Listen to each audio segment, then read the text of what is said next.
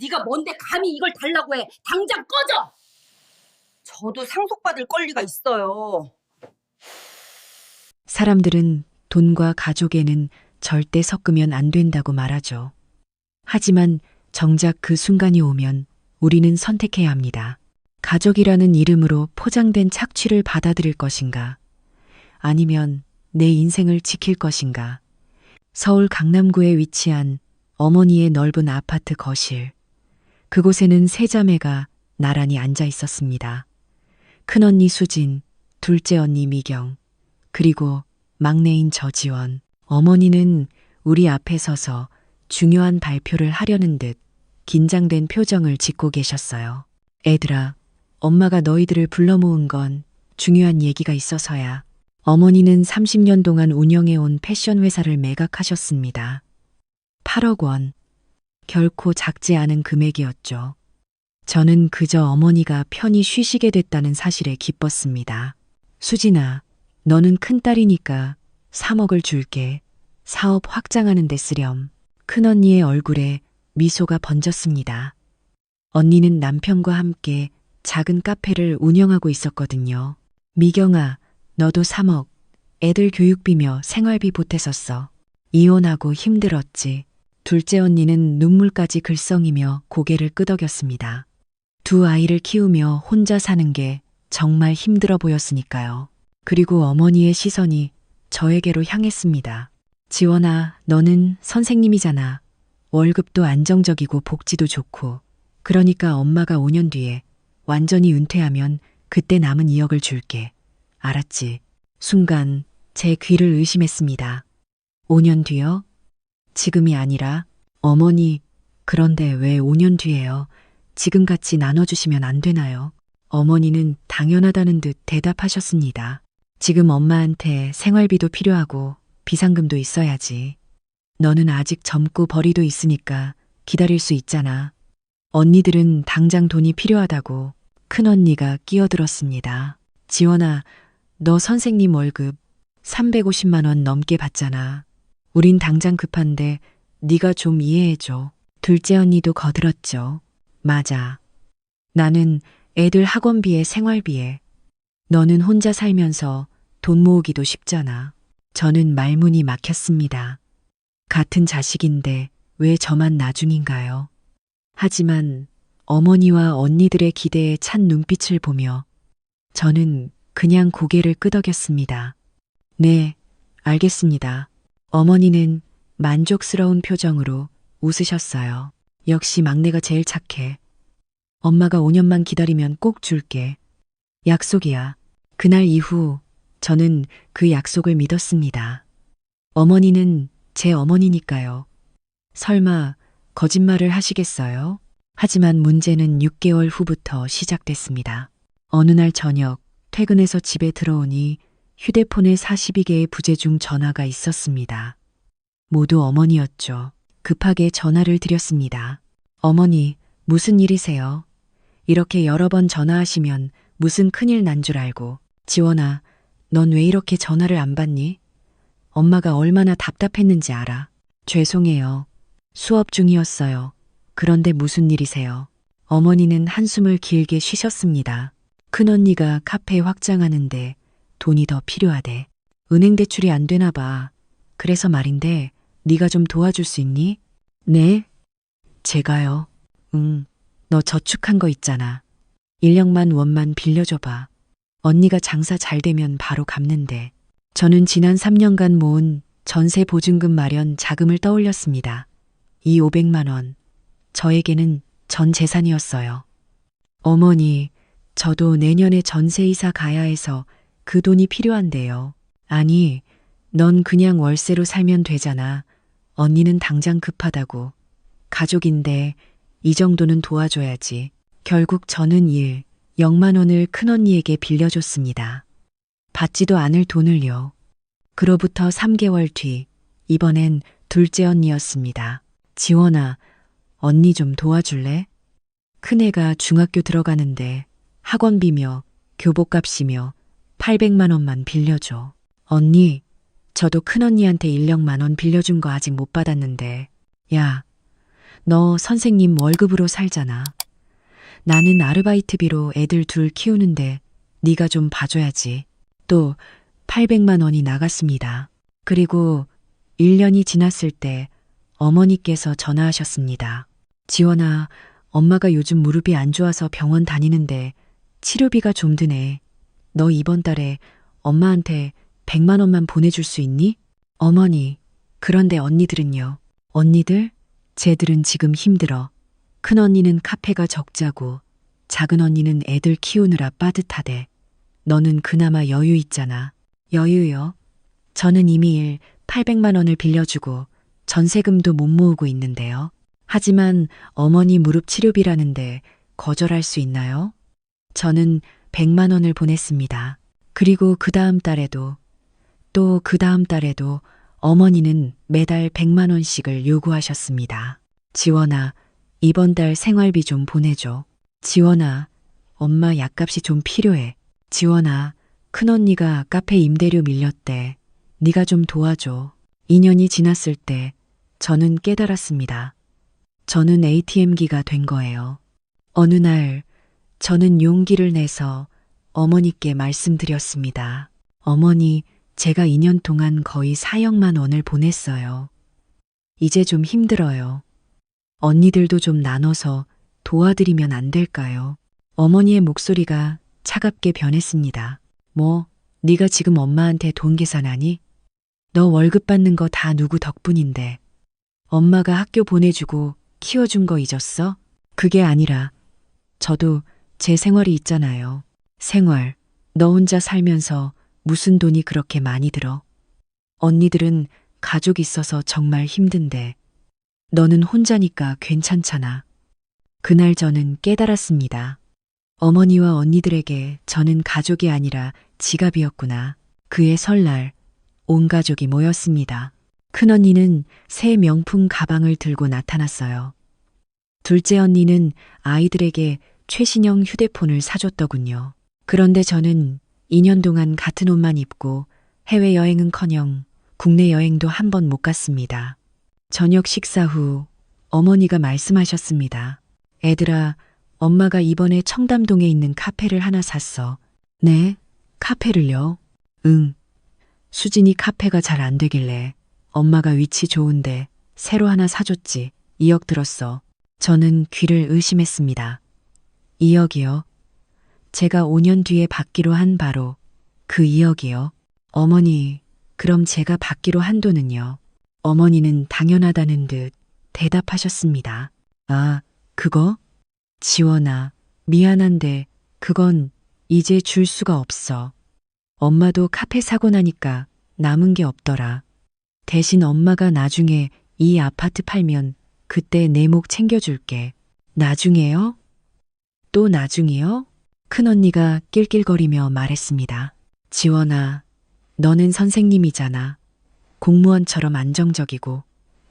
우리 같은 자영업자들이 더 힘든 거 알지? 둘째 언니도 거들었죠. 맞아. 너는 연금도 나오고 퇴직금도 있잖아. 우린 그런 것도 없어. 저는 그 자리에서 아무 말도 할 수 없었습니다. 그날 밤 저는 통장을 확인했습니다. 잔액 78만 원. 월급이 들어온 지 3일밖에 안 됐는데 말이죠. 그리고 다음 날 어머니께 전화가 왔습니다. 지원아, 다음 달부터 생활비를 120만 원으로 올려줄래? 엄마 물가도 올랐고 요즘 카페 도와주느라 지출이 좀 늘었거든. 그 순간 뭔가가 끊어지는 소리가 들렸습니다. 어머니, 안 됩니다. 뭐가 안 돼? 저는 이제 못 드려요. 2년 동안 4억만 원을 드렸는데 제가 받기로 한 2억은 큰언니한테 가버렸잖아요.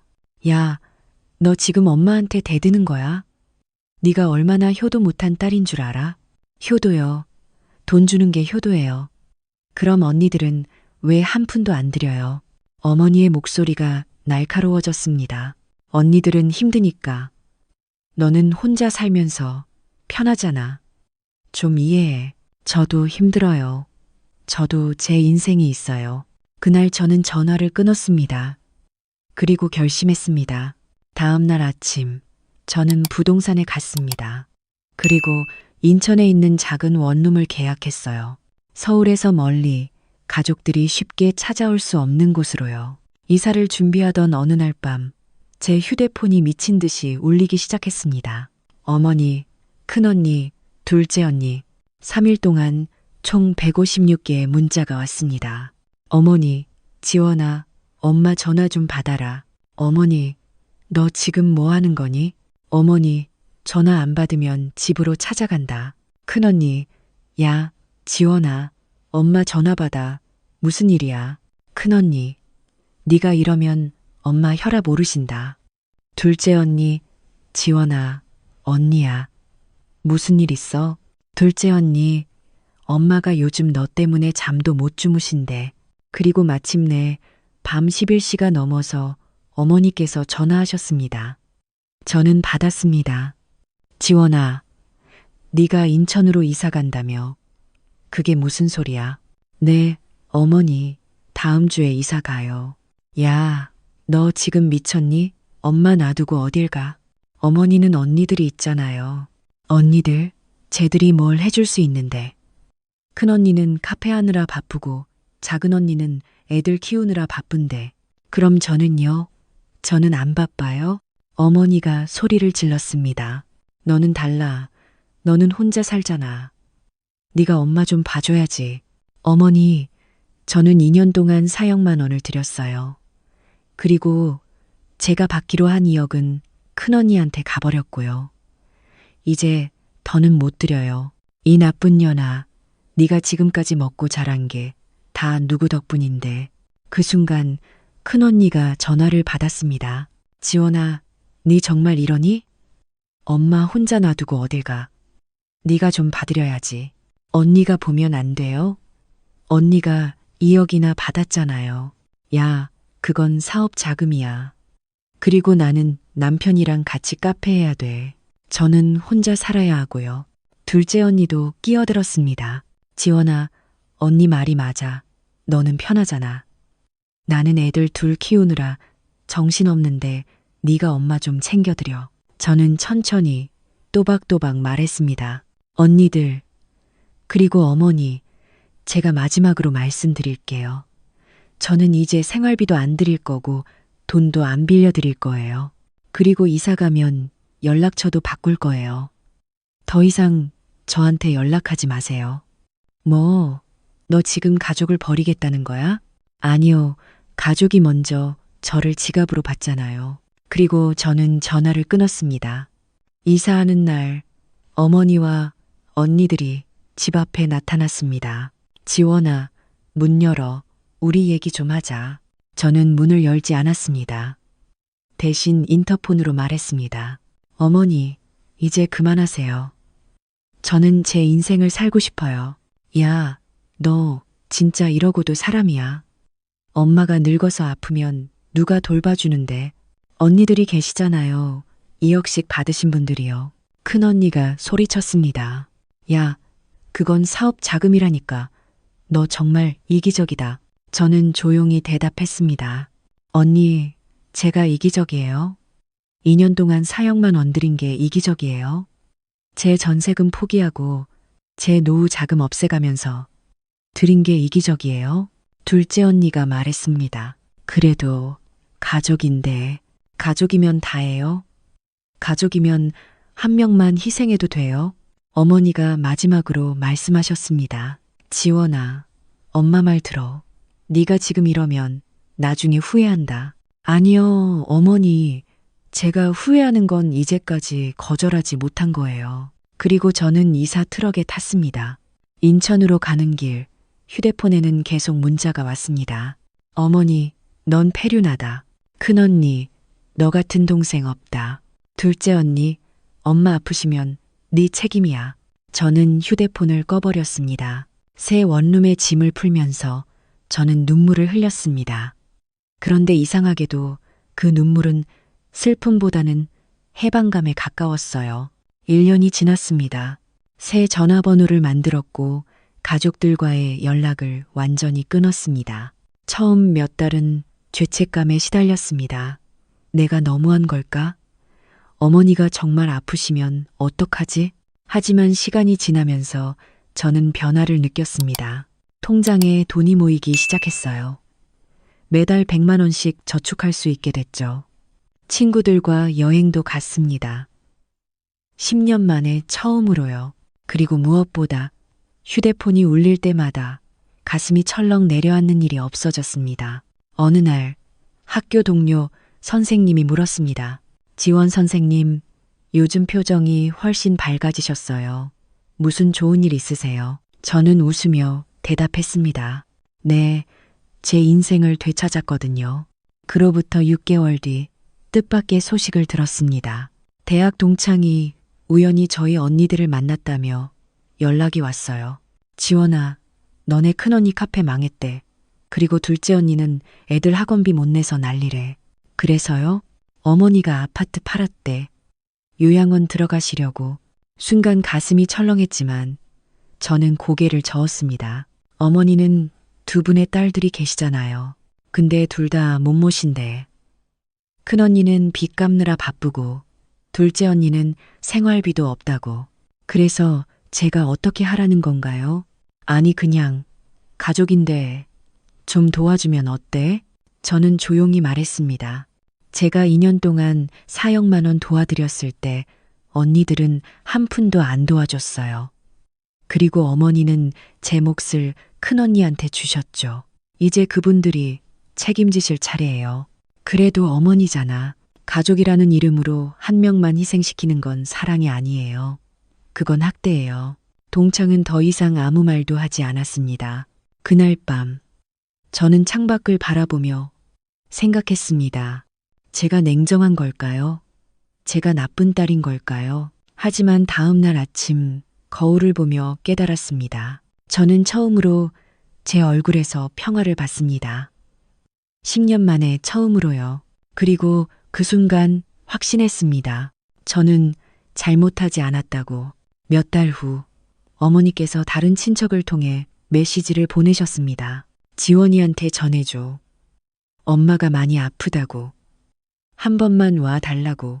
저는 그 메시지를 읽고 조용히 삭제했습니다. 잔인하게 들릴 수도 있습니다. 하지만 저는 알고 있어요. 제가 다시 돌아가면 모든 게 반복될 거라는 걸. 어머니는 여전히 제게만 희생을 요구하실 거예요. 언니들은 여전히 뒤로 숨으실 거예요. 그리고 저는 또다시 지갑이 될 거예요. 그로부터 1년 후 저는 남자친구를 만났습니다. 그는 제 이야기를 듣고 이렇게 말했어요. 당신은 강한 사람이에요. 많은 사람들이 그 상황에서 평생 희생하며 살거든요. 강한 게 아니라 이기적인 거 아닐까요? 아니요. 자기 자신을 지키는 건 이기적인 게 아니라 생존이에요. 지금 저는 작은 아파트에 살고 있습니다. 통장에는 1억 5억만 원이 모였어요. 여행도 자주 다니고 취미 생활도 하고 친구들과 시간도 보냅니다. 그리고 가끔 생각합니다. 만약 제가 계속 참았다면 어땠을까? 아마 지금쯤 저는 텅 빈 통장과 지쳐버린 마음을 안고 여전히 가족들의 요구를 들어주고 있었겠죠. 그리고 여전히 나중에 줄게라는 약속만 듣고 있었겠죠. 어머니와 언니들은 아마 평생 이해하지 못할 겁니다. 왜 제가 떠났는지, 왜 제가 돌아오지 않는지. 하지만 괜찮습니다. 제가 이해받을 필요는 없으니까요. 중요한 건 제가 이제 행복하다는 거예요. 사람들은 말합니다. 가족은 소중하다고. 맞습니다. 가족은 소중합니다. 하지만 그 가족이 당신을 지갑으로만 본다면, 그 가족이 당신의 희생을 당연하게 여긴다면, 그 가족이 당신에게만 모든 책임을 떠넘긴다면, 그때는 떠나는 것도 사랑입니다. 자기 자신에 대한 사랑이요. 지금 이 글을 읽는 당신이 혹시 저와 같은 상황에 있다면 제가 해드리고 싶은 말이 있습니다. 당신은 ATM기가 아닙니다. 당신은 효도를 핑계로 착취당해도 되는 존재가 아닙니다.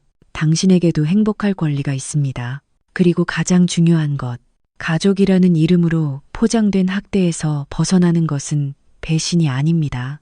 그건 생존입니다. 3년이 지난 지금 저는 후회하지 않습니다. 아니, 단 하나 후회하는 게 있다면 더 일찍 떠나지 못한 거예요. 어머니께서는 지금 요양원에 계십니다. 큰언니와 둘째 언니가 비용을 반반 나눠내고 있다고 들었어요. 큰언니는 카페를 접고 다시 취업했고 둘째 언니는 파트타임 일을 3개나 하신답니다. 그리고 두 분 다 이제야 어머니를 돌보는 게 얼마나 힘든 일인지 알게 되셨대요. 누군가는 제게 말할 겁니다. 그래도 언젠가는 용서해야 하지 않겠니? 아니요. 용서는 선택이지 의무가 아닙니다. 그리고 저는 아직 준비가 안 됐어요. 어쩌면 평생 준비가 안 될지도 모릅니다. 하지만 그것 또한 제 선택이고 제 권리입니다. 이제 저는 압니다. 가족이라는 이름이 면죄부가 될 수 없다는 걸, 사랑이라는 이름으로 한 명만 희생시키는 건 사랑이 아니라는 걸, 그리고 가장 중요한 것, 내 인생의 주인공은 나라는 걸. 오늘도 저는 잘 살고 있습니다. 어머니와 언니들 없이도 말이죠. 아니, 어쩌면 그래서 더 잘 살고 있는지도 모르겠습니다.